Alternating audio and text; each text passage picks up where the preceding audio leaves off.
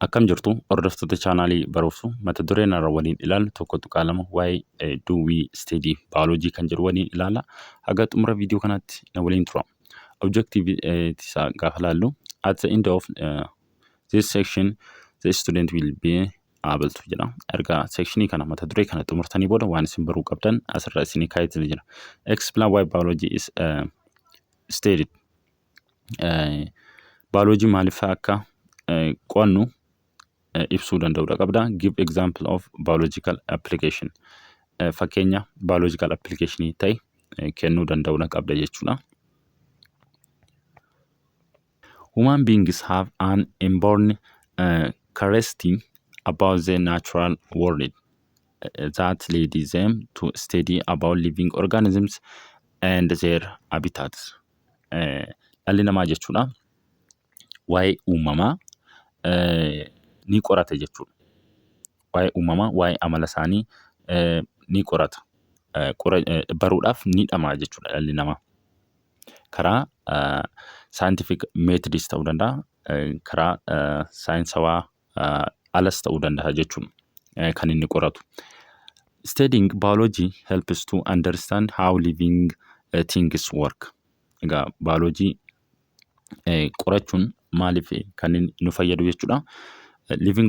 Living things work, how they function and interact with the environment. Akkamitti lubbu qabeeyyiin kan isaan hojjetan akkasumallee function isaanii interact with the environment. Environment faana naannoo isaanii faana akkasumallee lubbu qabeeyyiin tokko lubbu qabeeyyii biraa faana akkamitti kan inni hariiroo qabu, akkamitti kan inni uumama kabiroo faana walii galee jiraatu kan jedhu kan nutti himudha jechuudha biology. Biology touch our everyday life in many way. Egaa jireenya guyyaa guyyaa keessatti bioloojiin gahee qaba jechuudha. Jireenya guyyaa keenyaa keessatti maanni itti fayyadamaati oolla karaa hedduu jechuudha. For example, biologists have discovered drugs that are used to treat different human diseases. Fakkeenya fudhatan jechuudha. Bioloojiin karaa baay'eedha kan inni jireenya guyyaa keenya keessatti kan inni nuti itti fayyadamnu jenneerra.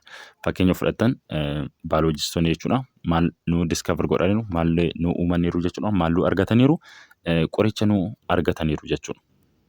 Dhibee adda addaatiif kan itti fayyadamnu qoricha nu argataniiru jechuudha. Akkasumallee kanneen biroo yoo ilaallu many biologists are working on a problem that critical affect our life. Biologistoonni kanneen baay'een isaanii jechuudha. Rakkoo keenya furuudhaaf waa baay'ee nu hojjetaniiru jechuudha. Fakkeenya fudhatan such as how our animals and plant body work.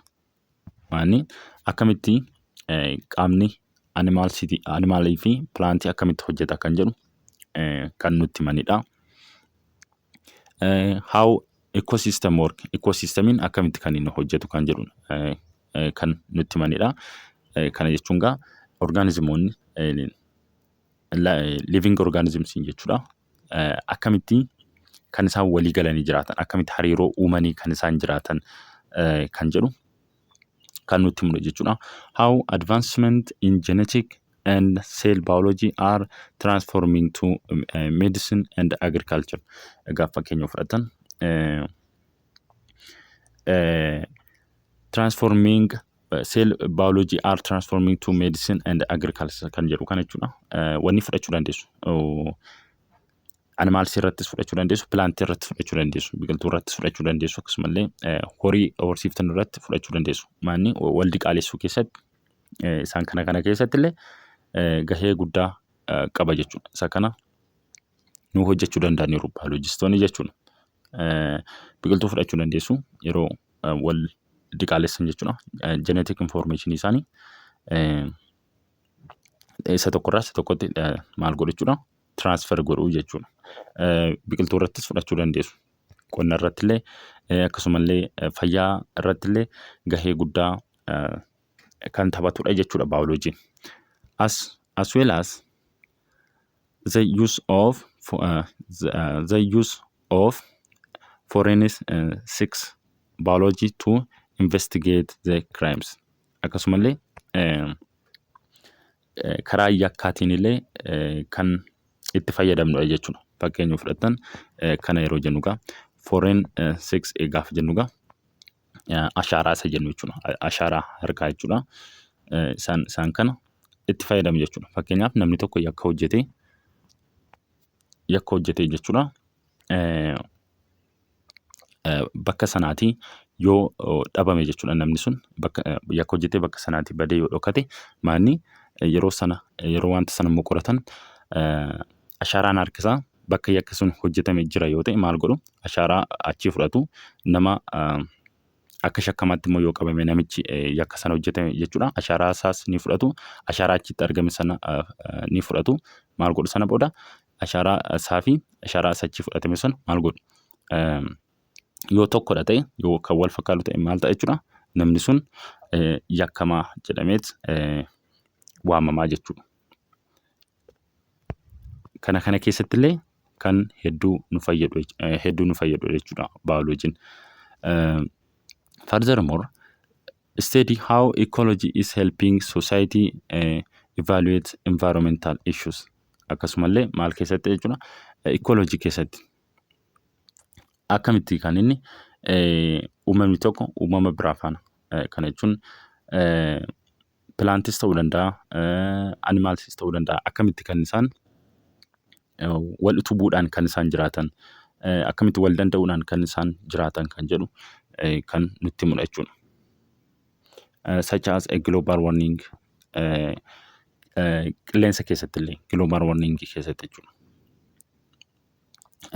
Jijjiirama qilleensaa keessatti isaanillee kan nu barsiisudha jechuudha. Akkamitti jijjiirama qilleensaa hir'isuu dandeenya kan jedhu kan nutti himu biologyidha jechuudha.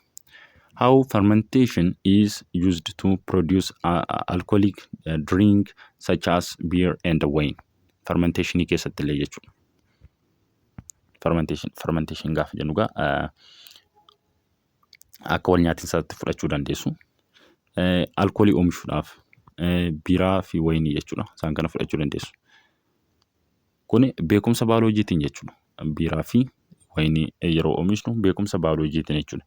In addition, biological studies are used in treating patients suffering from AIDS.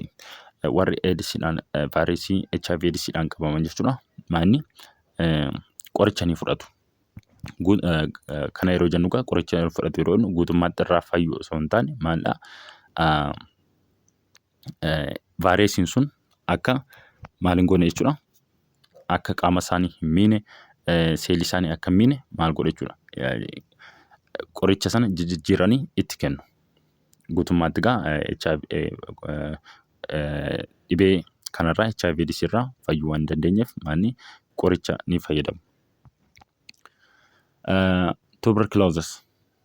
Tuberculosis and some type of cancer. Akkasumallee tuberculosis dhibee sombaati. Isaan kanaaf illee qoricha kan oomishudha jechuudha. And some type of cancer kanseroota tokkoof illee kan qorichoota nu oomishanidha jechuudha. Egaa bioloojiin iddoo hedduutti kan inni nu barbaachisu jechuudha. Attention ishee jettu kana yoo ilaallu egaa isheen kun xiyyeeffannoo kan barbaadudha. Attention jetti. Mee waliin haa ilaallu. Application of biology in our day to day life. Egaa bioloojiin guyyaadhaa guyyaatti jireenya keenya guyyaa keessatti maanni kan itti fayyadamnudha jechuudha. Mee fakkeenyaaf haa ilaallu. Wine making wayinii oomishuudhaaf jechuudha. The brewing biiraa oomishuudhaaf isaan kun beekumsa bioloojiitiin. The baking of bread daabboo tolchuudhaaf. And the production of cheese all depending on fermentation process brought about by yeast. Cheese product gochuudhaaf maanni itittuu jechuudha. Egaa maaliin kan inni oomishamu jechuudha. Yeastiidhaan jechuudha. Organismii yeastii jedhamuun jechuudha. Other fungi and bacteria or enzymes from these organisms. Antibiotics such as penicillin are produced by mud fungi or bacteria. Antibiotics jechuun qoricha yeroo nu dhukkubuuf fudhannudha. Kan akka penicillin jechuudha. Kun penicillin antibioticsidha. Innis maaliin kan inni oomishamu? Mud fungi. Organismii mud fungi jedhamu jira. Akkasumallee bacteriaadhaan kan oomishamudha jechuudha. The production of the industrial chemistries such as citric acid, lactic acid needs bacteria or fungi to bring about essential chemical change. Egaa chemical industry keessatti keemikaalonni ni barbaachisu kan akka citric acid, lactic acid isaan kan oomishuudhaaf immoo bacteria yookiin fungi fayyadamuu dandeenya jechuudha. Chemical change argachuudhaaf jechuudha.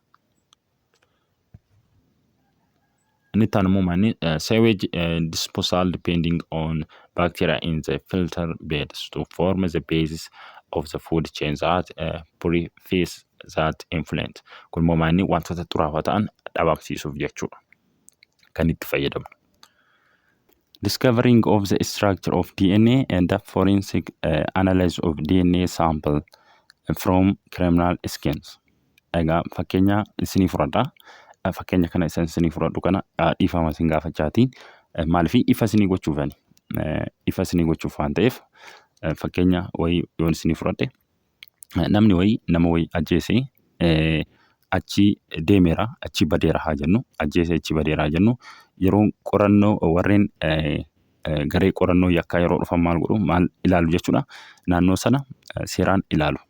Maaltu ajjeesee maaltu balaa kanarraan geesse kan jedhan ni ilaalu. Sana booda namni yakka sana hojjete tarii achitti rifeensi mataa isaa yookiin gororri isaa yookiin immoo dhiigni tarii achitti bu'uu danda'a kan nama yakka sana dalagee jechuudha.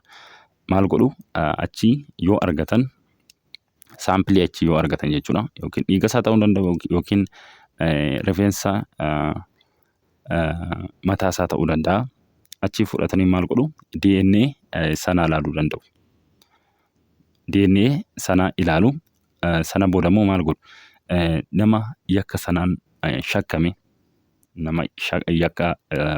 shakkame maal godhu fuudhaniit DNA isaa ilaalu jechuudha. Isas DNA isaa ilaalu.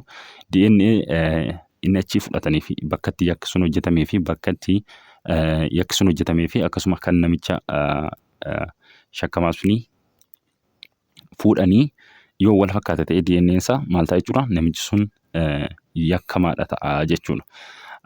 Yoo wal hin fakkaatu ta'e immoo namichi sun isa miti jedhanii mirkaneeffatu jechuudha. Kanaafuu qorannoowwan yakkaa keessatti illee bakka guddaa qaba jechuudha. Egaa hanga amma ilaalle kana keessatti bakka gaaffii isinitti ta'e koomentii jalatti na barreessuun dagatina. Waan isinii hin galle tasuma bira darbuun qabdan jechuudha. Kanaafuu viidiyoo itti aanuun 1.3 the scientific method kan jedhu walitti deemna.